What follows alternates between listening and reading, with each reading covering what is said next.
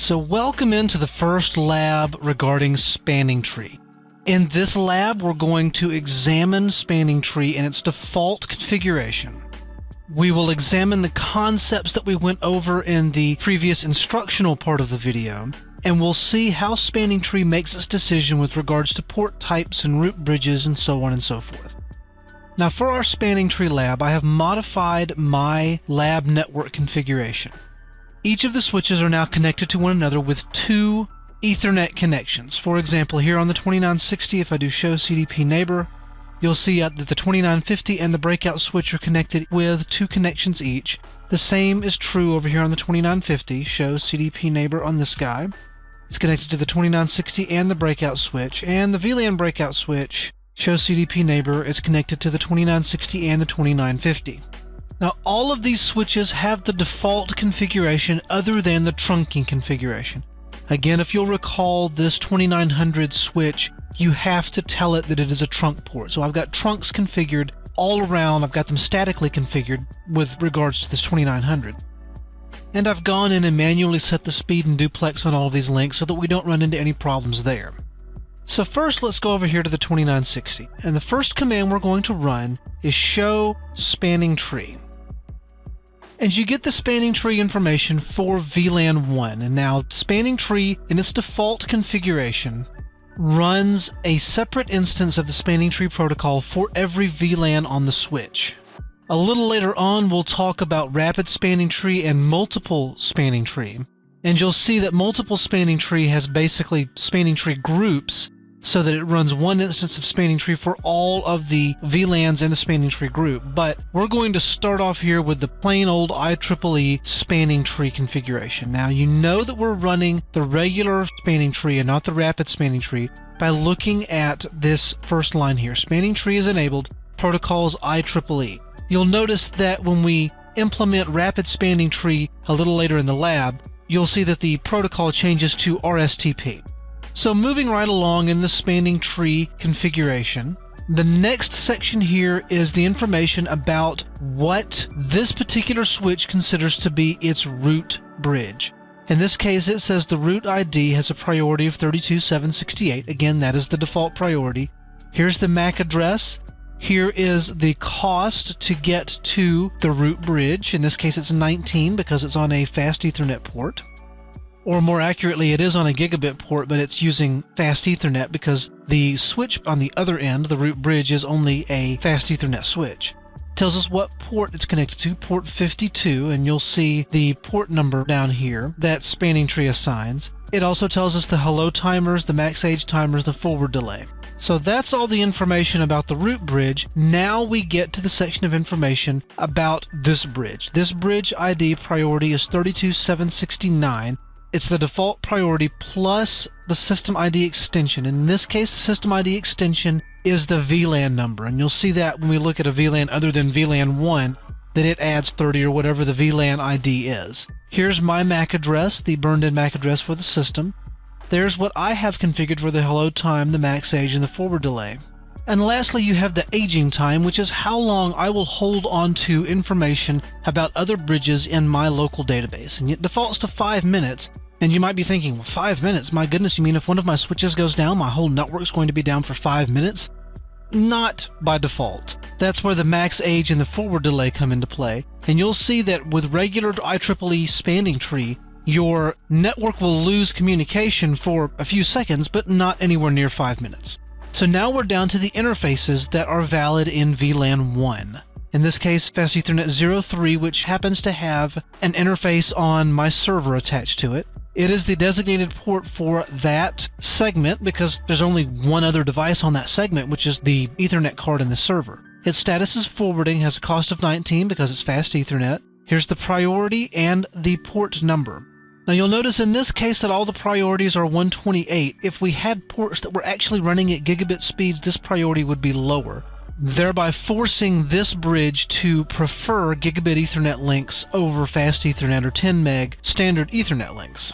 We also have a type column, and that's not used in IEEE spanning tree. That's only used with rapid spanning tree, and we'll get to that when we discuss rapid spanning tree. There's fast Ethernet 47 and 48. They are alternate roles. And again, this role is also part of the rapid spanning tree. But you'll notice that all those ports are blocking, so we're not sending any traffic out the trunk links 47, 48, or gigabit 03. In this case, gigabit 04 is the only switch port we're actually sending traffic out of. You'll notice that it is the root port. There's that port number 52, and if you'll look right up here, you'll see that the root ID port is 52 gigabit Ethernet 04. So now if we go on to the other VLANs, again, it's still got the same root because we're using all the default setups for spanning tree. There's the bridge ID. You notice the priority is 32798. It's 32768 plus the system extension ID of 30, which is the VLAN number. The only interfaces in VLAN 30 are the trunk links, and so therefore the only interface that's forwarding for VLAN 30 is the root port, which is pointing at this particular MAC address up here. If we look at the other VLANs, we'll see exactly the same thing because we've got all the defaults set up for spanning tree. So we're picking up with our lab here. We've just gone through our 2960 and we've verified that spanning tree is actually running. I've got the trunk links all set up and we've determined which switch is the root bridge. It's this guy right here off gigabit Ethernet 04. So which switch is that? Well, let's think about the rules for spanning tree. Again, the bridge ID is a component of the priority plus the MAC address, and you'll recall that since MAC addresses are generally assigned sequentially, that the root bridge will probably be the oldest switch on the network. So, given that, we can probably determine that this 2900 is the root bridge. Let's verify this on our 2960, and we'll verify the same thing over on the 2950. So the 2960 tells us that the root bridge is off port 52, gigabit Ethernet 04. We simply do show CDP neighbor, and gigabit Ethernet 04 is indeed pointing at the breakout switch. It's a 2924. If you look over at the 2950, it's timed out, I've taken so long. If we do show spanning tree, it also says that the root ID is this CF40, the same as the 2960 over here. We scroll up a little bit. Well, the MAC address is a little different because it's a different port, but we see that it's fast Ethernet 046. If we do a show CDP neighbor, fast Ethernet 46 is the breakout switch, that 2924. So as you can tell, by default, it works exactly as we predicted. The oldest switch on the network is the root bridge. We don't really want that because the oldest switch on the network is the oldest switch on the network. What happens when you finally retire that guy? You take it off the network and now spanning tree goes who knows where. Let's verify this over on this 2924. Since this is running an older iOS, it's more of a router iOS than a switch iOS, the actual command is show spanning tree brief. In this case, we see on VLAN 1, root ID is priority, there's it. It actually tells us this bridge is the root. So this bridge is the root for VLAN 1. And you can also verify that by making sure that the address that's here is the same address that's right down there. And of course they match because it tells you, I'm the root, I'm everything. You look down here and you'll notice that all of its ports are forwarding except the ones that don't have anything connected to them. We don't have any blocked ports for the trunks, and in this case VLAN 30, same thing, this bridge is the root, because it has the lowest MAC address, and therefore I'm the lowest MAC address, I win. So now we get down to the nuts and bolts of configuring spanning tree. We don't want this 2900 to be the root of spanning tree for all of these VLANs. So let's look at our VLAN database. Let's go back over to the 2960 and we'll do show VLAN. So we have VLAN 1, 30, 40, and 50. So we have 4 VLANs on this guy, as well as all of the FDDI and token ring and all the other VLANs that we don't really deal with. So let's say that the 2960 will be the root of spanning tree for VLANs 1 and 30, and the 2950 will be the root of spanning tree for 40 and 50. Now again, you do that to load balance over the trunk links. Again, we've got trunk links going between all of these switches here. If we just configured one switch as the root of spanning tree for all of the VLANs, then you'd never use those secondary trunks going to the other switch. So let's go in and configure 2960. So we go into config mode, and all of our commands are going to be done under the spanning tree keyword. So we'll do spanning tree, we hit question mark, and we can configure ether channel and loop guard and all the other nice things. We'll get to some of those other commands in the other videos. For now, we're just going to configure spanning tree VLAN. So we'll do spanning tree VLAN, and we can specify a VLAN range. In this case, we will do 1,30. This way we only have to type the commands once. Hit question mark. And this is where we can change the parameters for the forwarding time, the hello time, max age. You saw all of those parameters when we did the show span tree. We can also manually set the priority if we wanted to do that.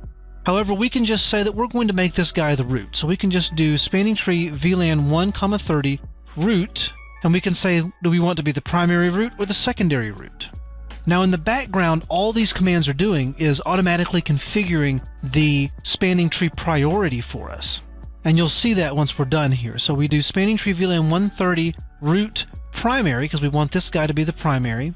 And we can also set the diameter of the spanning tree. For really, really large switched networks with lots and lots of switches, you can configure multiple spanning trees. In this case, we've got 3 switches on the network, so there's no point in specifying the diameter. So we hit enter, spanning tree VLAN 130 root primary, and we'll also go and do spanning tree VLAN 40,50 root secondary, because we'll configure this guy as the secondary root. So that way, if the other switch that's the root for 40 and 50 ever goes down, it won't default back to that 2900. So we do root secondary, hit enter. And so let's see what that did to our spanning tree configurations. We do show spanning tree. And now this bridge is the root. You notice that the priority is 24,577, which is 2 steps lower than the default. You can only specify priorities in increments of 4096 because it is a 2-byte number. And so you'll notice for VLAN 1, all of our ports are designated, they're all forwarding. We don't have any that are blocked because we're the root bridge. By virtue of being the root bridge, all of our ports automatically forward all the time. Look down here for VLAN 30, we're the root 30. We're also the root for 40 because our priority is lower, 28,712, than the default. Now you'll notice it's not as low as the priority for the bridges that we want to be the root for, 24,606 for example. But since we are lower than this 2900, we're the root for that now. So we'll go on to the bottom down here. We'll pause and we'll pick up our spanning tree configuration in the next video.